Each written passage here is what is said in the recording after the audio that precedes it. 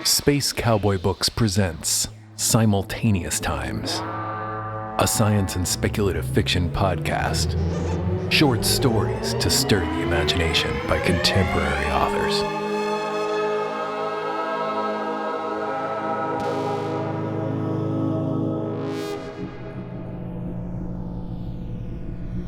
Making Up Time by Adele Gardner, with music by Patrick Earn, read by Jean-Paul Garnier.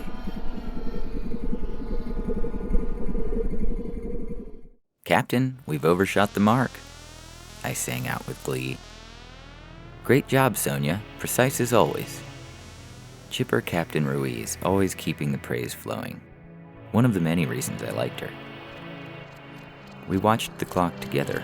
Well, pretty much everyone did. It was still neat to see those hands flying backwards, blurring past the speed of thought. The only way they could be stopped now was via the automatic timer, which had to be programmed before we engaged the drive. Otherwise, the slingshot effect would catapult us backwards into the beginning of time. Happy chatter filled the comms. We all liked to stay connected at moments like this. Close by my side, Perry muttered, "You forgot to add in the brake factor." Talk about your sudden gravity wells. My heart shot past my feet. "No, I did that at the start." "It doesn't go at the start," she hissed. I liked that. I'd take all the blame, while she'd been the one distracting me. The things she whispered in my ear. "I heard that," Captain Ruiz said ominously. "I can fix it, Captain." I could, if Perry would only return to her station and let me think. Captain Ruiz looked around the command center, her black hair gleaming in the telltales like the starry night. Under her scrutiny, each teammate straightened and glanced back uneasily. "Does anyone want Sonia to fix it?" They looked at each other, at me. They looked at their hands. Perry bit the bullet. "I'll do it, Captain." Did I say I wanted it done? "But we'll get there too soon," Yasmin objected. This was the dilemma, the catch. The very reason we were forced, by our own galactic laws, to set the timer first. We had to use the slingshot effect, not just to break from FTL, but to get back to the relative time we'd left. We'll never get home if we have to make up that much time, not to mention... Perry dropped her voice, her light touch on my back making me shiver. "It's going to get us all flung forward to doomsday if they catch us." The slingshot effect.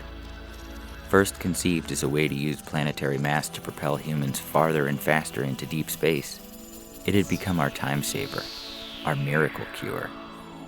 The only way families could stay in sync in the space age without being separated by centuries due to relativity. But this error of mine risked both our professional and literal futures, if they caught us. Yasmin moaned beside me. "Papa's 89. He's all I've got. You can't overshoot the mark. Sonia. I can't afford to go in too early. He'll never recognize me. And I don't dare cross my own path." "You're not a black cat, Yasmin," I said. "And I'll never be, if I don't straighten us out. Too far in the past and I'll never get the chance for that upgrade." I practiced my best meow while my fingers flew. Beside me, Perry plugged in her Sonata solution and called for the shipboard cats to come and help. With their finely attuned sense of the right moment, their greater range of natural senses, and the fluid way they navigated time, cats were essential and valued members of the crew. "Yes," Perry cried. She had found the moment. She reached for the lever. Captain Ruiz slapped Perry's hands away from the controls. "Don't touch that dial." "But Captain..." "Sonia, how far are we off the time curve?" "Close enough to hop on again, but we've got maybe 15 seconds. I crouched next to the console, pretending to work on the diodes, but ready to block our captain if she made another move on Perry, who glared daggers at me for daring to interfere. Captain Ruiz looked around at us, her gaze clear and keen. Don't you want to right the greatest wrongs in human history? Stop the worst crimes against humanity and nature? I knew what she meant. I also knew how time management would view her good intentions. Like any powerful technology, making up time had to be regulated and agreed to across all colonies and time zones in order to keep anyone from gaining an unfair advantage. In this case, the stakes weren't just world domination, but all of human history. So the Accords demanded that each ship stay in its time lane, and the ship's central clock was sacrosanct, even above life support. The great danger, of course, was that some fool would get greedy and go back too far, on purpose, because even a noble humanitarian goal of saving people from persecution, war, or disaster risked destroying the circumstances that put us in space in the first place. No one wanted to be the first to break the interstellar law of time management. To go too far, that violation was viewed as worse than mass murder. But Captain Ruiz didn't look like I'd just wiped out humanity. She grinned at me. Slowly, she held up her wrist. She tapped the teeny golden box we'd given her for her last birthday. The mini space chronometer, a classic.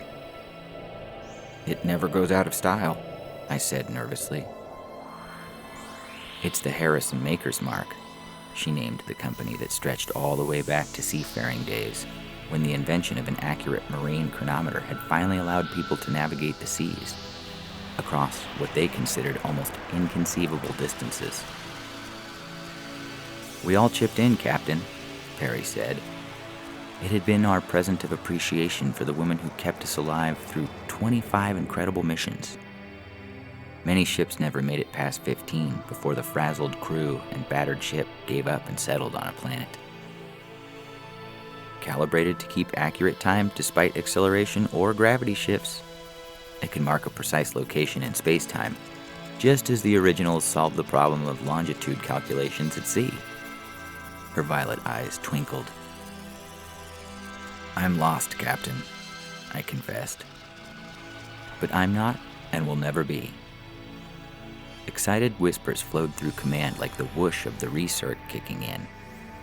Oh, my heart, I loved that woman. Her fingers zinged data to each of our stations. We got busy. If we can't go home again, we may as well do some good, I hazarded as we watched our tether to our native time slip past the port window. Goodbye, Papa, Yasmin said sadly. We chorused with the names of our loved ones and murmured our favorite blessings. Softly, I started singing our ship's song. Around me, reverent murmurs chimed in. We'll arrive just in time to save you. There were a lot of wrongs that needed fixing on Earth. To punish us, they had to get there first. And we'd beat them every time.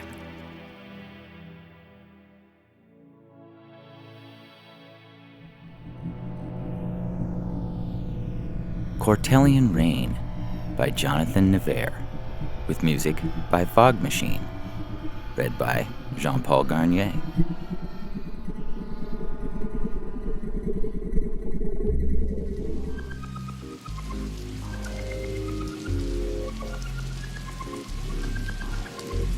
Nothing stings like Cortellian rain. Sharko Azulo lifted the negative-charged rain shield higher over his head. Shock droplets crackled electric, sparkling like fireflies on impact. Pellets sizzled on the tarmac at his feet, the voltage-bearing precipitation illuminating the landing pad atop Gendaro Tower, Giran City's second-highest building, with a shower of icy blue that glitched the night. Sharko didn't mind. At 112, middle-aged for a blood-bound human, he'd numbed to its endless recitation years ago. So had generations of citizens on the tiny planet of Empire's heart. The rain started falling after the pulse, 6,000 years ago. It never stopped. From Giran City to its endless sprawling sub-metropolises, the electrified precipitation reminded citizens of the burden of dominion. Atop his high vantage point on Gendaro Tower, the rain yielded nothing more than a pleasing and unpredictable aesthetic to the endless and precise urban nightscape displayed before him. Soaring skyscrapers ran like synthetic, ordered mountains in a variety of geometric guises. Slender needles rose high and thin as if pulled and stretched while soft and malleable. Strict and lean rectangles, given structural integrity by internal beams running deep underground, stood like trees of a petrified steel forest. Most impressive were the vertical double helixes rotating with steady precision, adding much-needed dynamism and curvilinear relief to the city's visual gestalt. In all directions, Giran ran in calculated metallic majesty, and yet it left something to be desired. Didn't all great cities there for the taking? Sharko surveyed the vast domain comprised of premier human engineering. As Este, head of the Cortellian Artists Guild responsible for social and urban design, his mind's visionary capabilities lay manifest before him. Its thrill had been a career satisfied, the pinnacle of professional achievement. But within known bounds.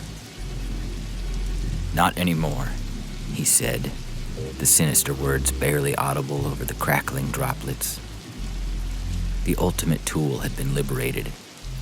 In secret, with the aid of his roved Jerak associate, he'd broken through a barrier as profound as his forerunners who usurped the limitations of light-speed travel. With the innovative capability he now possessed, how far might he see and go?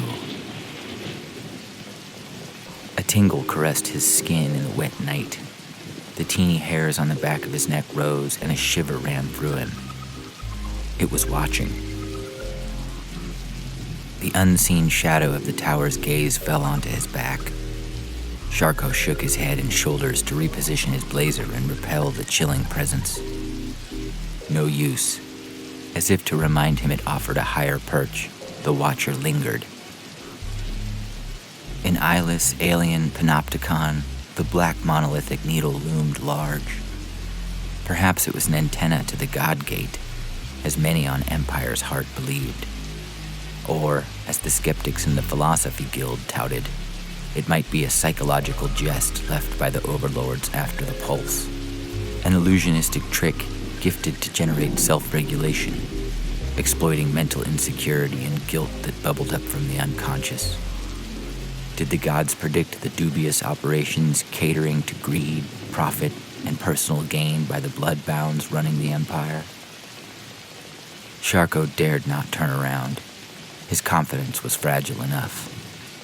He might have control over the social and architectural anatomy of the planet, but not the tower. It stood as the sole exception in the Cortellian Empire. He, along with everyone living and dead since the pulse, had never had the privilege of its view over Giran. The ominous needle remained as inaccessible as answers to the questions of why and how the known galactic universe had been wiped clean to start anew. It had been an outlier, a mysterious anomaly, and an anachronistic intruder that emerged fully formed like a spike slammed into planetary stone with the stroke of a god's hammer. Our guests are late, Este. Borelli, the Jerak cyborg, approached and stood next to him. Sharko nodded, keeping his eyes on the spiraling underside of the storm clouds illuminated by the colorful lights of the city. Reds as rich as ruby emeralds crossed with icy blues, producing passing swatches of deep purple on the undulating and rolling cloud blanket. Greens the color of algae blooms in the city's underground growing lanes clipped the edges of slow-running, intense orange patches cast from Giran's trademark icons lighting the central district. Sharko thought it like a darkened pillow viewed through a kaleidoscope. And yet far too small for the gods that sleep beyond the gate. The escorts should be here by now, Borelli said, more volume to her voice. The drizzle had increased to steady rain. Sharko noted how it forced the Jerak's words to compete with the symphony of percussive fireworks falling around them. Does this concern you? He turned, careful to ensure the rain stayed wide of his suit's conductive materials. A few strikes to anything but his rubberized black boots might be a nuisance, but a steady, hard rain, unshielded, could prove deadly. Not a good sign, she said. Especially in our case. Sharko glanced at the night sky. Borelli was right. The longer it took the ship to break the storm clouds, the worse things looked for him. Had the gatekeepers decided to pass on his offer? The key unlocking unprecedented political power need only be set into the lock at the boundary under their control, and extra-dimensional consciousness would be his to exploit. No longer would he yield to anyone, anywhere. Not just in Garan, or on Empire's heart, but in the entire known expanse of Cortellian space. Sharko Azulo would tower over a galactic empire. Yet, the gatekeeper's ship was nowhere to be seen. Inviting non-terrestrials onto Empire's heart was an unorthodox request, but securing a clandestine entry tract without appropriate sanctions felt like career suicide, even for someone as high-ranking as a guild leader. Potentially, it could cost him his life. So pumped the heart of the Empire. It tightened its grip around even the most powerful arteries in its service flow when needed, redirecting political bloodlust through alternative valves to survive and rebuild even the deepest treacheries. And this one will run deep. Sharko's fingers tightened their grip on the rain shield's handle. I don't like lateness, Borelli said, shaking her bald head. Against the long black overcoat with its high, angular neck visor, her bare-bone white skin stood out in high contrast. Of course you don't, Sharko said. What Jerak does. She tilted her head in recognition, raising the skin where a human possessed an eyebrow. Flickering blue lights from the shock droplets hitting her rain shield danced in reflections off her shaven crown. Sharko walked to the railing lining the tarmac, thoughts of failure rising and threatening his veneer of confidence. A few rogue pellets contacted his boots as he strode to the ledge. Charged impacts crackled and snapped, sending harmless vibrations reverberating through his feet. Cortellian rain, how we endure you to hold on to an empire. He leaned over the railing and dropped his gaze to the vista below. Lanes of air traffic navigated through the open space grids between skyscrapers 2,000 feet underneath the high perch. His eyes tracked a single drop of glowing blue, following it as it passed and plunged into the depths. Spiraling colors lighted from the advertisements shot across the droplet, shifting its hue on the descent.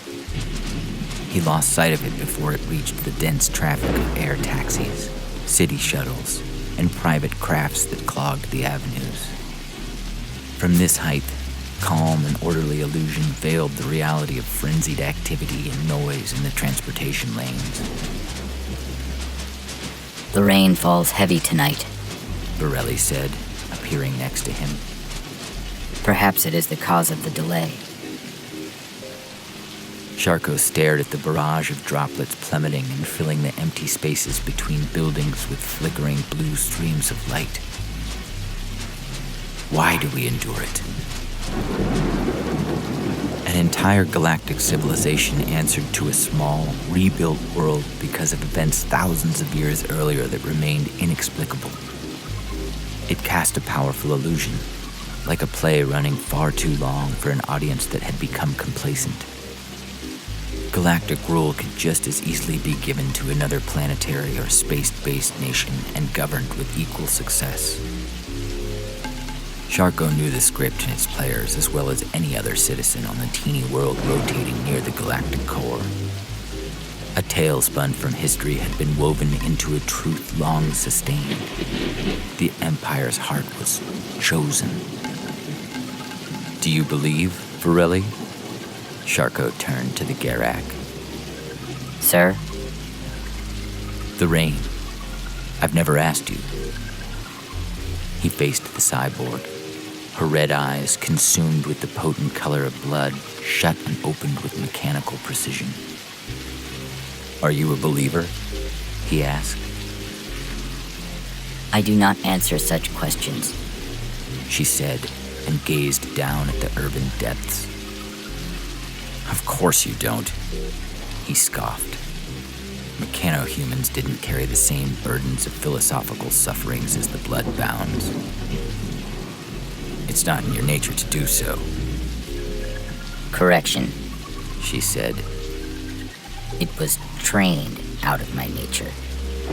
Jerax do not consider hypotheticals as potential certainties. It is a contradiction that leads to indeterminate outcomes. Sharko laughed and turned back to the rain falling on the city. A carefully positioned non-position. An elegant solution, she said. As rewarding as finding the weakness in an opponent through intuition rather than analysis. A terrifying statement. Sharko felt the intellectual superiority of the Jerak, and all their kind, wash over him. A reminder that while bloodbounds held the Empire in their grip politically, they were no masters of consciousness, nor the rulers of knowledge in Cortellian space.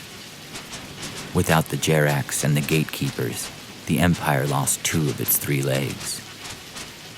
The tripod dais of rulership collapsed without the superiority of others. How fitting, power wielded in subservience. Like the rain. Not for long. As soon as the key fit in the lock, he would wield enough power to share a prudent portion with the gatekeepers and turn his back on the Jerax and his fellow blood-bound humans. Only Varelli, being wise enough to abandon the strict dogma of her fellow cyborgs, would be spared. And you, as a bloodbound? Varelli asked. She traced a circle in the puddle at her feet with her boot, the pointed tip as sleek and sharpened as her intelligence. Does your faith fall in line with public pronouncements?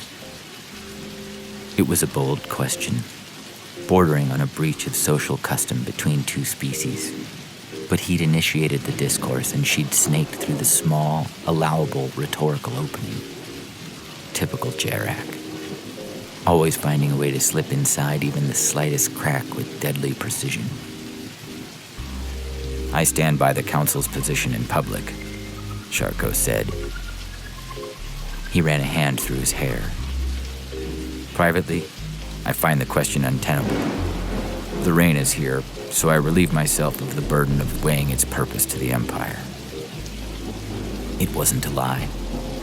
Scientific explanation pointed to ionized air colliding with positively charged water molecules, a leftover of the pulse.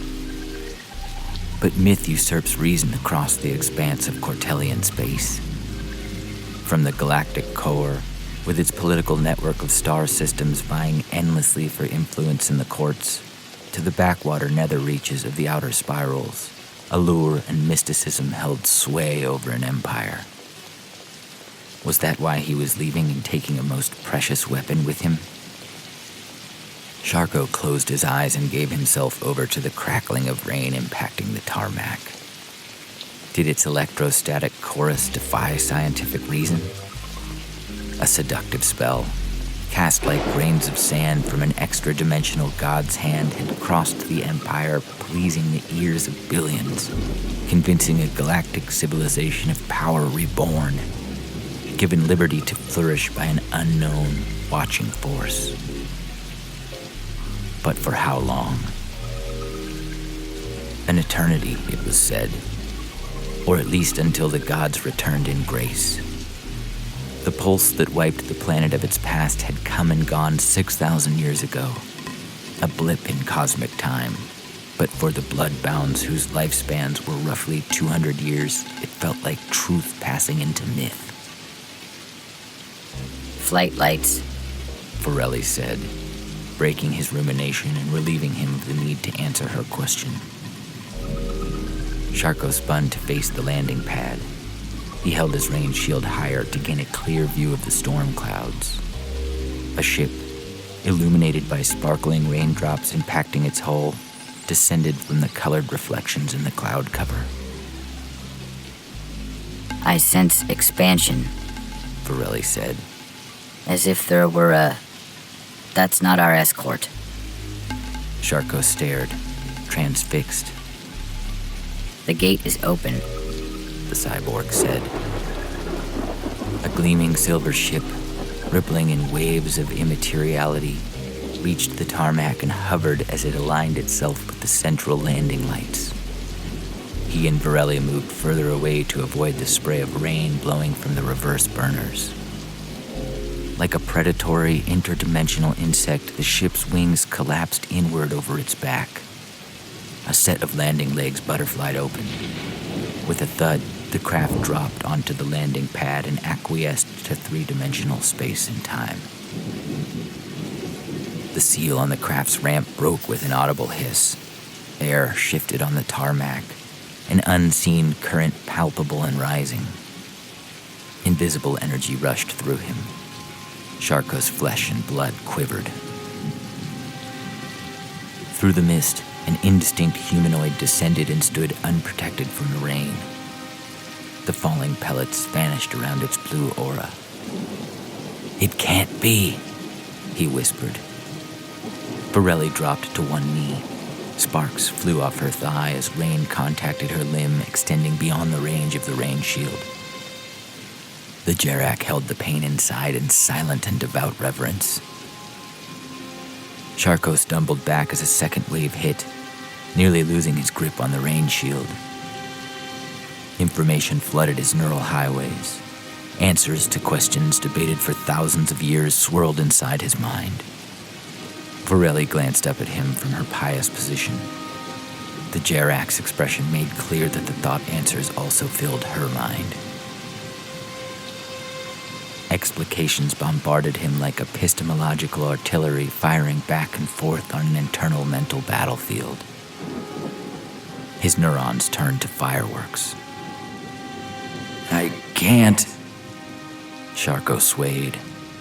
He gritted his teeth and fought the impending overload. Forelli knelt still, eyes wide, nodding frantically and accepting data at rapid-fire rates of comprehension. The incoming stream of information swirling through his neurons reached a fevered pitch.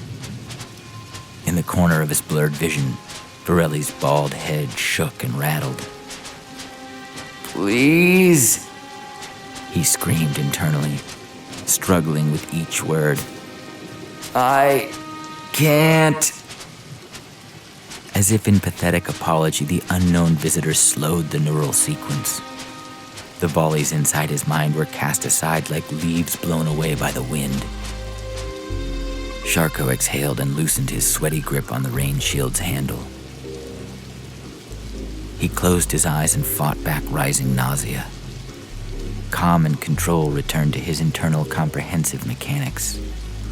The mental light of a single message remained, radiating vibrant. As it grew legible, his newfound comfort transformed into sublime joy. An answer to the most pressing questions for all who had lived on Empire's heart since the pulse stood revealed.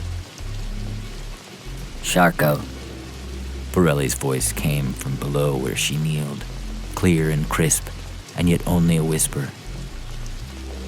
the key unlocked the gate. He opened his eyes. An uncanny stillness permeated the tarmac as if God's hand had squeezed the flow of cosmic time in its grip. Geran lay silently around him. "Eternity's end," he whispered, looking around the landing pad, The visitor was nowhere to be seen.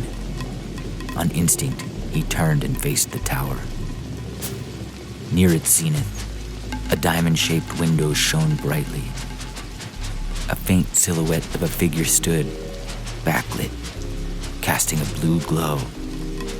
Charco dropped his rain shield on the tarmac.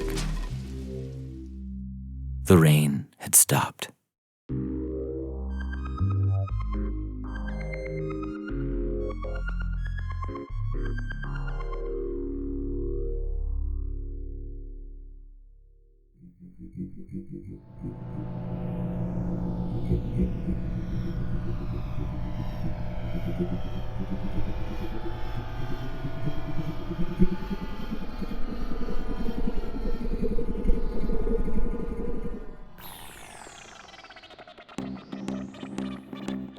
In this episode of Simultaneous Times, you heard Making Up Time by Adele Gardner, with music by Patrick Earn, and Portellian Rain by Jonathan Nevair, with music by Fog Machine.